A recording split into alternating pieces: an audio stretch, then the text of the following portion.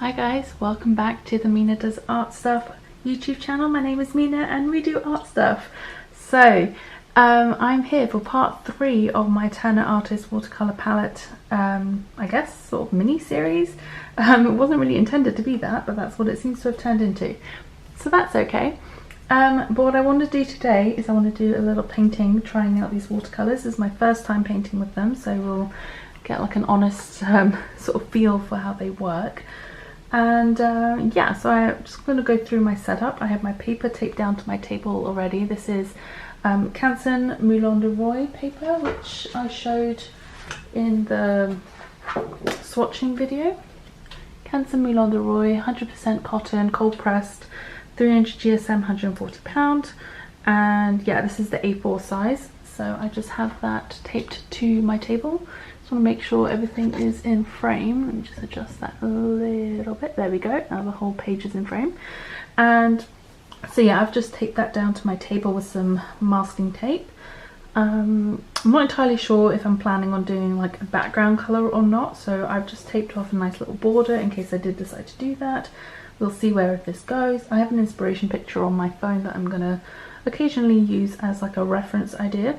My paints over here on my left. I've talked before about it on my channel, but I like having my paints on the left because I'm right-handed, and typically if you're a right-handed painter you would have your paints on your right, but I also have a tendency to put my elbow on the table and lean my arm on the table, and if I had my paints on the right I would be constantly putting my arm in paint. And ask me how I figured that one out. When I first started painting I thought that was where I was supposed to put my paint, so that's where I did, and I kept getting my arm and my elbows in paint and not realizing it, and then smearing it on my clothes, and especially if my arm went into like a staining pigment like a phthalo, then it would ruin my clothes. It was a whole thing. So now I've just switched to putting my paint on the left side, where I do not put my hands in wet paint very often. I would normally have my water right here in front of me, but because of where I'm sat filming today, the light's coming from in front, so if I put the water bowls here it would cast a shadow on the paper, so I have it over to the right for today for filming. And I have a rag, an old like cloth here that I use for dabbing my paintbrush on. I try not to use, we don't buy kitchen towels or paper towels in this house anymore, so I just use these rags to dab off on, and I just wash them and reuse them, so it helps to prevent some wastage. And I just have my swatch card in front of me so I can reference it and so you guys can see while I'm painting. Okay, so I think we're going to do, or I'm going to try, I guarantee nothing about this actually turning out decently or looking good or anything. Half the time it starts out great, it has lots of promise, and then it ends up looking like a mess. I have a few different brushes here. I have my Jackson Raven 10-0, which I got recently, then a 3-0 Tintoretto synthetic brush. All of these are synthetics actually, and the last one is my Princeton snap brush in a size 2 for any little details and stuff at the end. So I will try and remember to have all of these brushes linked below for you in the description box. All the products, everything I'm using today will be linked below, and yeah, so let's just dive into it, shall we? I'm going to switch to voiceover from this point, so yeah, I hope you enjoy. Okay, hi guys. So I'm just spraying my palette down with some water just to get everything going. And so first up, what you see me mixing up there is some rose madder with some of the with the Cinnabar and some of that transparent yellow to get this lovely peachy pink color.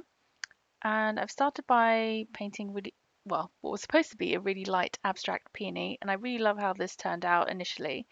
And as you can see here, when I go in to add a little bit more of a concentrated rose madder to it, that the paint doesn't really spread too much. And I think I may have mentioned this in the previous video, or maybe not, but the Turner watercolors are a Japanese brand, and they don't really move that much. They don't have much flow like some other watercolors do, which makes it great, especially if you're a beginner and you're just trying to get the hang of things. And yeah, I really liked it for that. So, the colors didn't spread too wildly, which was great. And now I've just painted 3 little rosebuds over next to this peony. And I think that was using mostly rose madder hue. And there I'm painting another, I think it was meant to be like a slightly more closed peony, but it kind of just looks a bit more like a rose or something. I'm not entirely sure. I was kind of just winging it at this point. Um, I really quite like how these turned out up to this point. I was really happy with it. And then I started adding these yellow flowers, and I'm not entirely sure what I was thinking. I didn't really have much of a plan for this painting when I started, to be quite honest, and that was a bit of a problem because it didn't. From there, after doing the big peony, the rosebuds, and the other flower, I really liked where it was going, and then with the addition of the yellow flowers, I kind of just started to not like it as much. And then I tried to save it. I added some more flowers, and then I don't know, it just wasn't quite working how I'd hoped.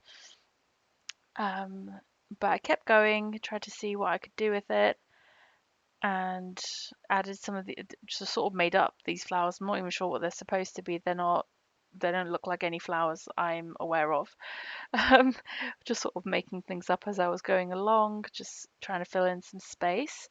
I think one of the things I should have done was add in some greenery before adding in the yellow flowers, and that would have probably helped me figure out where to place things.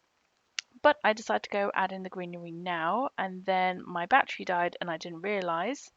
So now we're back, and I realized when I changed the battery, but by that time I'd already started painting in the leaves, didn't like how it was looking, so decided to put in a background.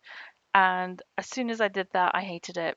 I really am not a huge fan of how this looks at the moment. I mean, it's not the worst, but I wasn't a huge fan of it. Then, whilst I was waiting for the background to dry, I decided to go back over all the flowers to add in some extra details. I added some extra lines to the petals of the flower I'm painting right now. And then I added some more details to the other big peony flower, and then went back to between these two to add more details to the stamen area in the middle, just making things pop a little bit more, giving a bit more definition.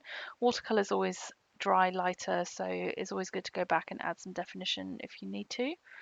Then I proceeded to add some more details onto the rosebuds, and the other flowers I kind of made up whilst waiting for that background layer to dry properly. And then I do go in the end and add some more leaves in a second. We'll get to that in a minute. But going back to these paints, they were really easy to work with. And I, for the most part, mainly used just the Turner watercolors. I used a couple of the others as well, but they were really easy to work with. Like I said, they don't move around in a wet wash too much, so it's quite easy to control where you place your colors. They're not going to go too out of control. So then it makes them really good for beginners and people who are learning to control watercolors and stuff, because it's a fairly uncontrollable medium in general.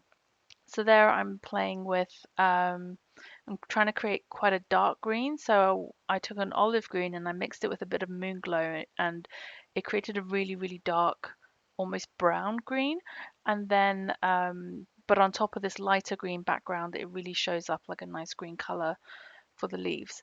So I did a few stems of leaves and some larger leaves behind the bigger flowers. Sorry for my head getting in the way there.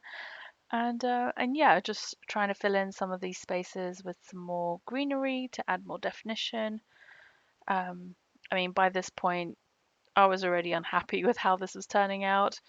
Um, but I just wanted to persevere. I didn't want to give up. The one thing I've always heard when with people giving advice for new watercolorists is to not give up, is not to stop before the painting's finished, that everything goes through an ugly phase. And I think this painting definitely went through an ugly phase, and whilst I don't think it's as bad at the end as I initially feared it would be, it's still not quite what I was going for.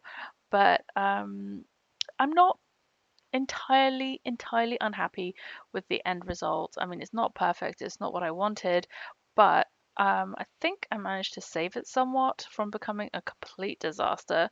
It's definitely not my best work. It's not something I would want to hang on my wall, but at the same time, I said before as well, this channel's all about sharing the good, the bad, and the ugly, and not just perfect finished artwork or anything like that. I think at this point I was just trying to decide what else I needed to do, if anything. I just added some splatters of quinacridone gold for some fun looseness and detail, and then peeling off the tape, which is always fun.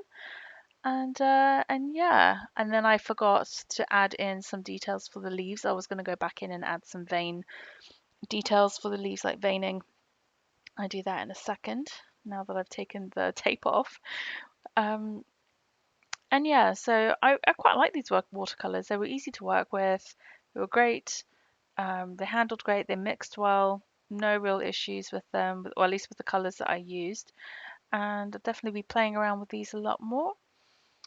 Um, but overall, it's just down to me, I guess. I wasn't happy with the finished piece overall, but yeah, it didn't turn out too badly in the end. I really like how that big first peony sort of turned out. I kind of want to explore that a little bit more going forward, and yeah, just maybe give this sort of thing a try again, but with a different composition.